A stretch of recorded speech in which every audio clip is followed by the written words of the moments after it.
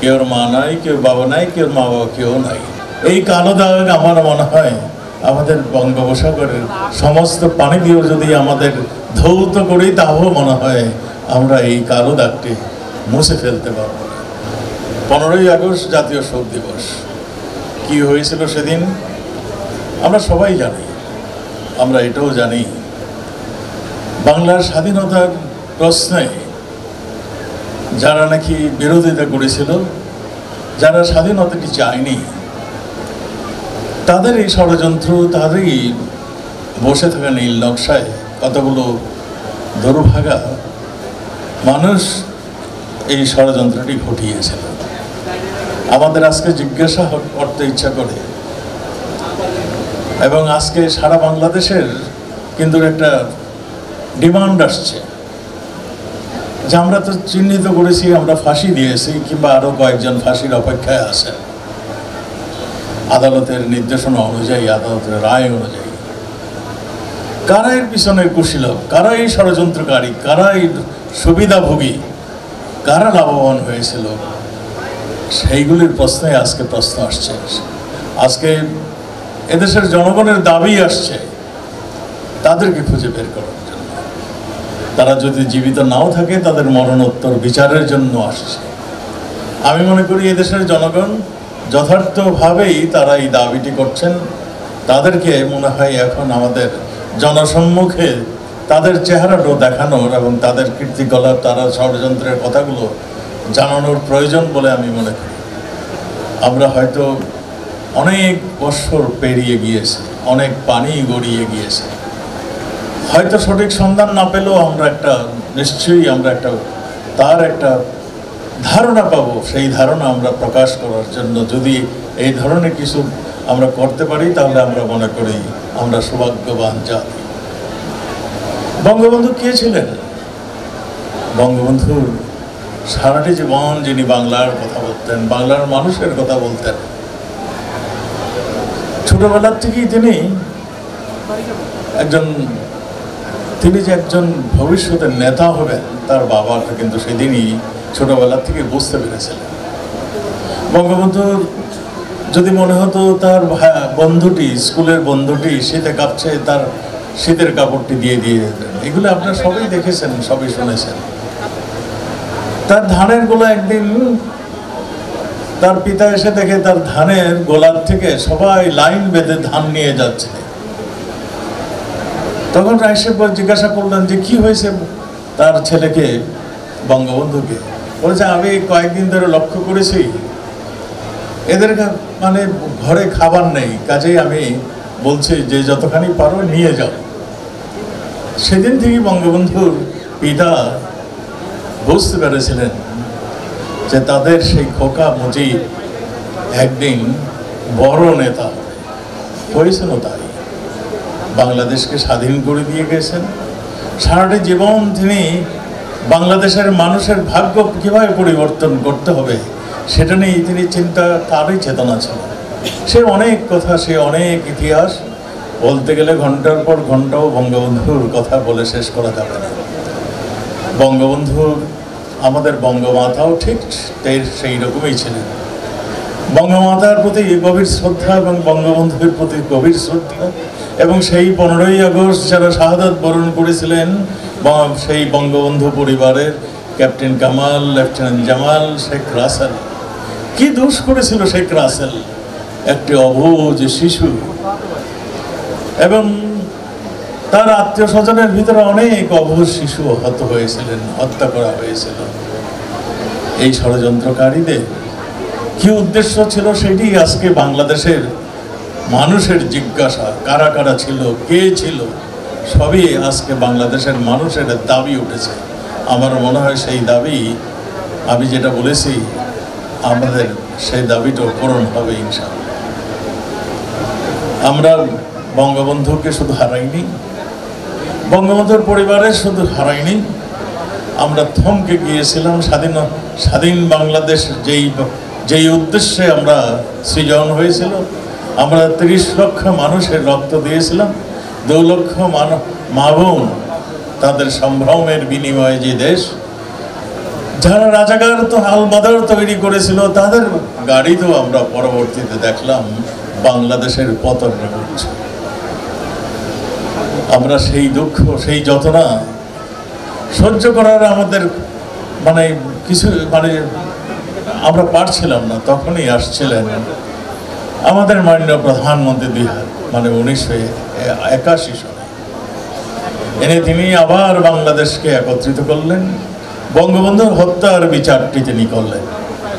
বঙ্গবন্ধুর হত্যার বিচারের মাধ্যমে যদিও আমরা আত্মার কিছুটুকু স্বস্তি আমরা লাভ করেছিলাম, তো মনে হয় আমাদের এই হত্যাকাণ্ড, এই কালো দাগ আমার মনে হয় আমাদের বঙ্গোপসাগরের সমস্ত পানি দিয়েও যদি আমাদের ধৌত করি, তাও মনে হয় আমরা এই কালো দাগটি মুছে ফেলতে পারব। সেই জন্যই আজকে সারা বাংলাদেশের মানুষ এই দিনটিকে স্মরণ করে তারা একত্রিত হন, গরিব মানুষের জন্য একটা ব্যবস্থা করেন। তারা সবাই মিলে এই শোকের দিনটি স্মরণীয় রাখার জন্য, হৃদয় ধরে রাখার জন্য ব্যবস্থা করেন। আজকে আমাদের পুলিশ বাহিনী সেই কাজটি করেছেন। এই মাদ্রাসাটিকে তারা চয়েস করার জন্য আমি তাদেরকে আবারও ধন্যবাদ জানাচ্ছি। মাননীয় ইন্সপেক্টর জেনারেল, এই মাদ্রাসাটির সঙ্গে বঙ্গবন্ধুর সম্পর্ক জড়িত আছে। এই মাদ্রাসাটির ফাউন্ডার যিনি জনাব মুখলেসুর রহমান, তিনি বঙ্গবন্ধুর খুব কাছের মানুষ ছিলেন। বঙ্গবন্ধুর ছোট ছেলে শেখ রাসেলের আকিকাও এই মাদ্রাসায় হয়েছিল। তিনি 2টি ছাগল পাঠিয়ে দিয়েছিলেন এবং তিনি নিজেই নিয়ে আসছিলেন গাড়িতে করে। এইখানে সেই আকিকা হয়েছিল। এবং এই মাদ্রাসার হুজুরদেরকে, এই আমার মসজিদের হুজুরকে ডেকে নিয়ে যেতেন দোয়া দরুদ পড়ানোর জন্য। এই মাদ্রাসাটি বঙ্গবন্ধুর কাছে অনেক প্রিয় ছিল। আপনি আজকে এসে দেখেছেন ছোট ছোট শিশু, তারা একটি শিশু তো কথাই বলতে পারে না, সেই ছেলেটুকুর স্থান হয়েছে এই মাদ্রাসাটা, এই এতিমখানা। আমি এমন অবস্থাও দেখেছি এই এতিমখানা। আজকে জহুরুল হক জিল্লু এখানে আছে সেক্রেটারি হিসাবে। আমাদের কিবরিয়া ভাই এই মাদ্রাসাটার পাশেই তার বাড়ি। মাঝে মাঝে যে হাজির হতেন, কামাল ভাই আজকে চাল না দিলে সব না খেয়ে থাকবে, আজকে ডালের ব্যবস্থা না করলে না খেয়ে থাকবে। আজকে কিন্তু সেই দিনটি নেই। আজকে মাদ্রাসাটা সেই অভাব, সেই অনটন নেই। এদেশের মানুষ যে আজকে স্বাবলম্বী হয়েছে, সেই জন্যই এই মাদ্রাসা, এই এতিমখানারও ঠিক পরিবর্তন হয়েছে।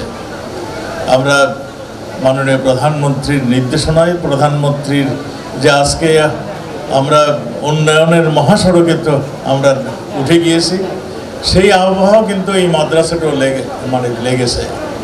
আপনারা দেখেছেন মেয়েদের একটা 10তলা বিল্ডিং এখানে হয়েছে, খুব শীঘ্রই এটা লিফট কি লাগানো হয়েছে না, কিছু লিফট লাগানো হবে। আমি বলতেই হয় বালক মাদ্রাসা বা ছেলেদের মাদ্রাসা এবং মেয়েদের মাদ্রাসা, এটা একটা আলিয়া মাদ্রাসা। এখানে MA পর্যন্ত মানে ডিগ্রি দেওয়া হয়, সেটা আপনারা শুনেছেন ইতিমধ্যে। ছেলেরা একটু দুষ্ট, জহিরুল হক জিল্লু, আমি আবারও বলবো, ছেলেরা একটু দুষ্টামি করে, কিন্তু মেয়েরা কিন্তু খুব ভালো রেজাল্ট করে। মেয়েরা খুব ভালো রেজাল্ট করে, মেয়েরা অত্যন্ত ভালো। আমার মনে হয় ছেলে মেয়েদের সবাইকে একইভাবে তোমাদের দেখা উচিত, যাতে ছেলে মেয়েরা সবাই লেখাপড়ায় মন দেয়। ওই যে আমার সামনে একজন বসে আছেন, ওই ভাই, ওনার নামটা জানি কি, উনি এখন আমাদের ক্রীড়া মন্ত্রণালয়ে এডিশনাল সেক্রেটারি হিসেবে আছেন, এই মাদ্রাসা ছাত্র। আমাদের অনেক প্রতিভাবান এখানে আসছে, যারা সরকারি বেসরকারি বিভিন্ন জায়গায় ব্যবসায়ী জগতেও তারা মানে খুব সফলতার সঙ্গে তারা আজকে ফিরে দাঁড়িয়েছেন। সেই জন্য এই মাদ্রাসায় তারাও এসে খোঁজ খবর নেন। সেই জন্যই এই মাদ্রাসাটা আরও সুন্দর হয়েছে। স্থান অভাবে আমরা অনেক কিছু করতে পারি না। আমাদের এই মাদ্রাসার কর্তৃপক্ষের অনেক ইচ্ছা, কিন্তু স্থানও সংকলন হয় না। আমাদের টঙ্গীতে একটা স্থান রয়েছে, সেখানেও আমাদের বড় ক্লাসের ছেলেরা সেখানেও ওখানে থাকে, পড়াশোনা করছে। আবারও আমি পুলিশের কথা বলতে চাই, পুলিশের কথা বলেই আমি শেষ করতে চাই। বাংলাদেশ পুলিশ মাননীয় প্রধানমন্ত্রী 15 অগস্ট মাসে 1975 সনের তিনি রাজারবাগে অগস্টে বোধ হয় সেটা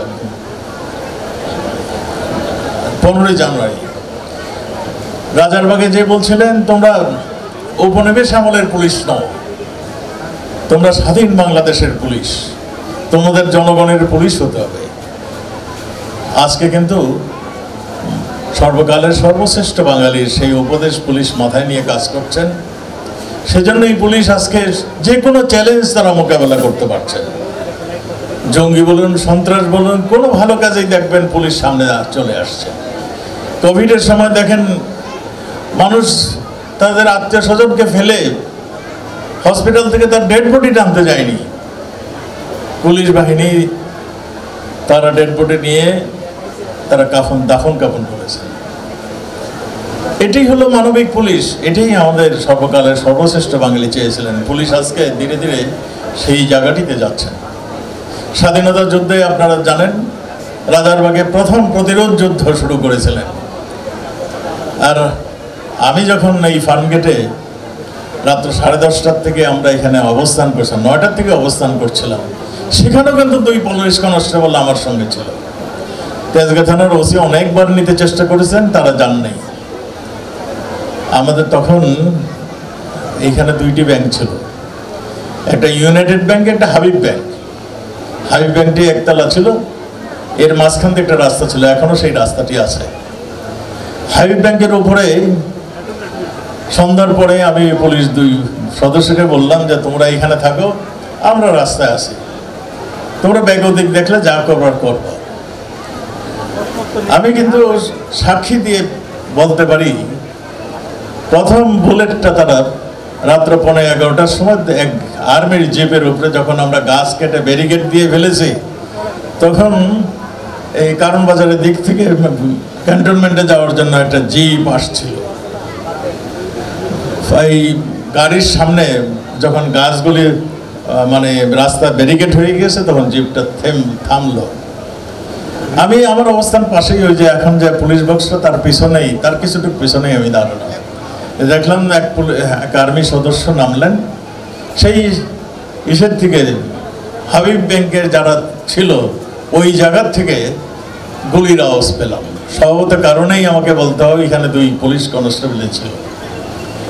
সেই প্রথম গুলিটাও এই ফার্মগেটের এই জায়গাটির থেকে সেই পুলিশ বাহিনীর দ্বারাই হয়েছিল। এটা জ্বলন্ত সাক্ষী আনে। তা কাজেই পুলিশ বাহিনী বাংলাদেশের যখনই কোনো প্রয়োজন হয়, যখনই মানুষ কোনো বিপদে থাকে, যখনই মানুষ কোনো সমস্যায় থাকে, সেই পুলিশ বাহিনী সামনে এগিয়ে আসে। আজকে পুলিশ বাহিনী যেই আয়োজনটি করেছেন, সেই জন্য পুলিশ বাহিনীকে আমি আবারও ধন্যবাদ জানাচ্ছি। তা এইখানের এতিম বাচ্চাদের আপনি জিজ্ঞাসা করেছেন কে কোন ক্লাসে পড়ে। ছোট ছোট মেয়েরা হয়তো নিজের নামটাও ভালো করে বলতে পারে না, তারা এসে আপনাদের সঙ্গে আলাপ পরিচিত হয়েছে। সেই জন্য এই ঘটনা মনে হয় তারা সারা জীবন মনে রাখবে। আপনাদের 15ই আগস্ট উপলক্ষে তাদেরকে যে আপনি স্মরণ করে তাদের সামনে আসছেন, সেই জন্য আপনাদেরকে ধন্যবাদ, শুভেচ্ছা জানাচ্ছি।